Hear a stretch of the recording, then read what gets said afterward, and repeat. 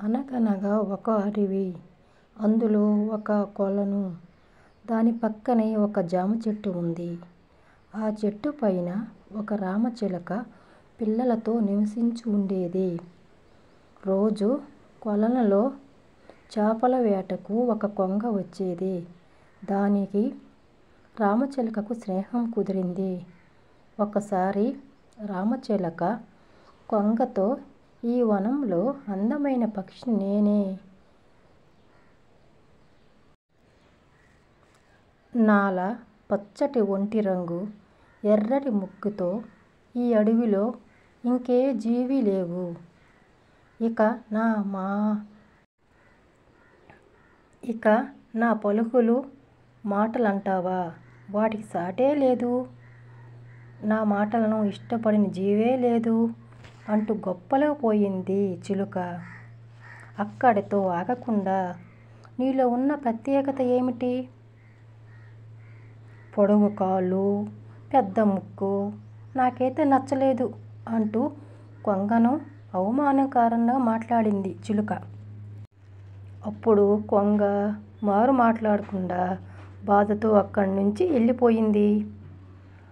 అంతకుముందే ఆ చెట్టు పైన వాలిన ఒక కాకి రామచిలక మాటలన్నీ విన్నది.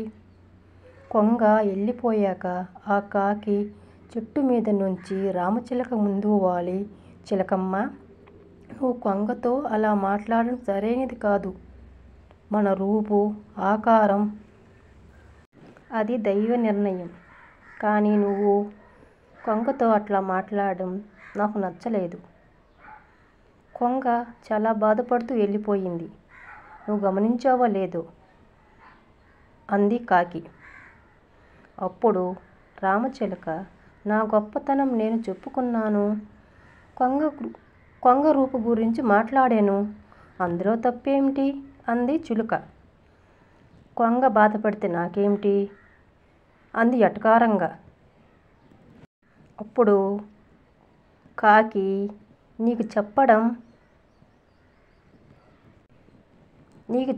కన్నా ఊరుకోవడమే ఉత్తమం అని అక్కడి నుంచి ఎగిరిపోయింది కాకి.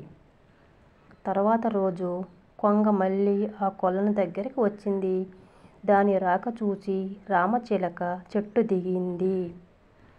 కొంగ, నేను నిన్న నీ రూపు గురించి మాట్లాడుతుంటే అలా మౌనంగా వెళ్ళిపోయావు ఏమి అని చిలుక అడిగింది. నీ దగ్గర జవాబు లేదు అంటూ మరోసారి ఎగతాళి చేసింది రామచిలక కొంగను. ఆ మాటలకు కొంగ నవ్వి, మిత్రమా, నీ గొప్పలు నువ్వు చెప్పుకోవడం తప్పు కాదు. నీలోని లోపాలు కూడా నువ్వు చెప్పుకోగలిగావా? ఇతరుల గురించి మాట్లాడేటప్పుడు కాస్త ఆలోచించి మాట్లాడు అంది కొంగ. అప్పుడు రామచిలక, నా లోపాలు ఏమిటి, నీ ప్రత్యేకత ఏమిటి అంటూ ఉక్రోషపడిపోయింది. నీ లోపాలు చెప్పమంటావా? కాబట్టి కొన్ని చెప్పగలను. నువ్వు వాటిని సరిదిద్దుకుంటే ప్రకృతికి మేలు జరుగుతుంది.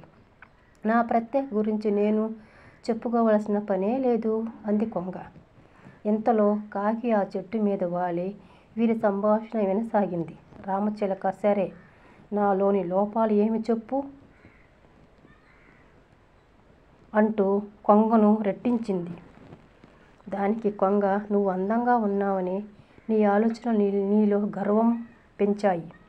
అది మంచిది కాదు. అలాగే ఈ జామ చెట్టుకి ఉన్న జామ పండ్లు నీ ఆకలినే కాదు, ఇంకా ఇతర పక్షుల ఆకలిని తీరుస్తాయి. కానీ నువ్వు ఒక జామ చెట్టు పండుని కొరికి పూర్తిగా తినకుండా కింద పడేస్తావు. అక్కడితో ఊరుకోకుండా ఇంకో జామ పండు కొరుకుతావు. అలా పండ్లన్నీ వృధా చేసి కింద పడేస్తావు. అది మంచి పద్ధతి కాదు. నీ ఆకలి సరిపోయేటట్టు తినాలి తప్ప అనవసరంగా అలా వృధా చేయకూడదు అని నువ్వు గుర్తుంచుకో అని కొంగ అనింది. అందరూ నీ మాటలకు మురిసిపోతారంటూ మిడిసిపడుతున్నావు. కానీ అవి ఆలోచన లేని మాటలు. ఎవరు ఏ మాటలను నేర్పితే ఆ మాటలనే నువ్వే చెప్తావు.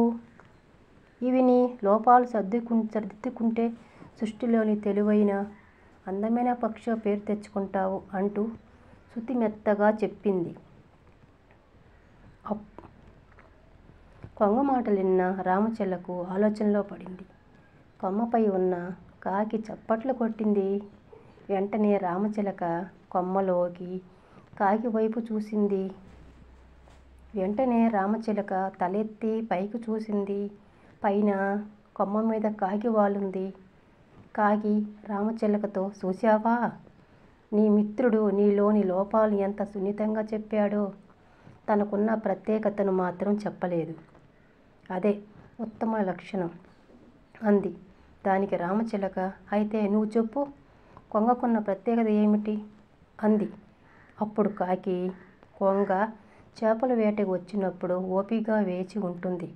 ఏకాగ్రతతో గమనిస్తూ తన దగ్గర చేరిన చేప పిల్లలను పట్టుకుని తింటుంది. తనకు సరిపోయేంత ఆహారం మాత్రమే తీసుకుంటుంది. కడుపు నిండాక అక్కడి నుంచి వచ్చేస్తుంది. అతిగా ఆశపడదు. కొంగను చూసి మనం నేర్చుకోవాల్సింది విషయాలు ఇంకెన్నో ఉన్నాయి. చేసే పనిలో ఏకాగ్రత, శ్రద్ధ, ఓపిక ఉండాలి. అప్పుడే ఫలితం వస్తుంది. దురాశ పనికిరాదు. ఇది కొంగ జీవన విధానం ద్వారా మనం తెలుసుకోవాల్సింది అంటూ కొంగ ప్రత్యేకతను గురించి విడమర్చి చెప్పింది. అప్పుడు రామచిలకకు జ్ఞానోదయం అయ్యింది. కొంగను చూసి, మిత్రమా, నన్ను క్షమించు. నా రంగు చూచి నేను అందమైన దానినని వీరవీగి పోయాను.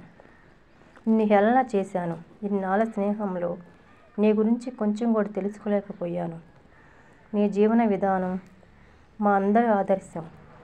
ఇకపై నేను ఆహారాన్ని వృధా చెయ్యను అంది రామచిలక. ప్రకృతిలో వనరులను మనం రక్షిస్తేనే మన మనుగడ అందంగా ఉంటుంది. ఈ సత్యాన్ని తెలుసుకోవాలి. అప్పుడు కొంగ రామచిలకను క్షమించింది. అప్పటి నుంచి రెండింటి మధ్య స్నేహం మరింత బలపడింది.